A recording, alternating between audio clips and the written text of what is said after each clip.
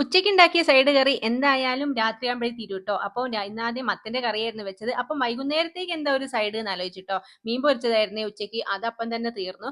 അപ്പം ഞാനും വിചാരിച്ച് ഇന്ന് എന്തായാലും നമുക്ക് എന്ത് ചെയ്യാം, നമ്മളെ കോളിഫ്ലവർ പൊരിച്ചെടുക്കാന്ന്. അത് ഏകദേശം മീനിന്റെ ഒക്കെ ഒരു ഇതാവുമല്ലോ. അപ്പൊ നന്നായിട്ട് മുറിച്ച് കുറച്ച് മഞ്ഞളും ഉപ്പും ഇട്ട വെള്ളത്തിൽ തിളപ്പിച്ചിട്ടോ, നല്ലോണം തിളപ്പിച്ച്, കാരണം പുഴു ഉണ്ടാവാനുള്ള ചാൻസ് ഉണ്ട്.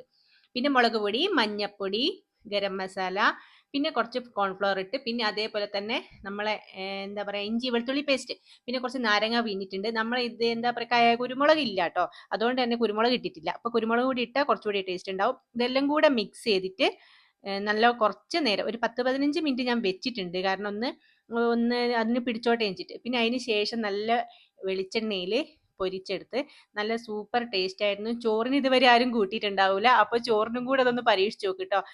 പിന്നെ അതിന് ശേഷം ഭംഗിക്ക് ഞാൻ കുറച്ച് പച്ചമുളക് ചീന്തി കറിവേപ്പിലയും കൂടി ആ വെളിച്ചെണ്ണയിൽ തന്നെ ഒന്ന് വറുത്തിട്ട് അതിന്റെ മുകളിലോട്ട് കോരി ഇട്ടിട്ടുണ്ട് കേട്ടോ. അപ്പം കാണുമ്പോൾ നല്ലൊരു ഭംഗിയായല്ലോ. അപ്പൊ ഇത്രയേ ഉള്ളൂ ഇന്നത്തെ വീഡിയോ. പറ്റാ, ബൈ ബൈ, സീ യു.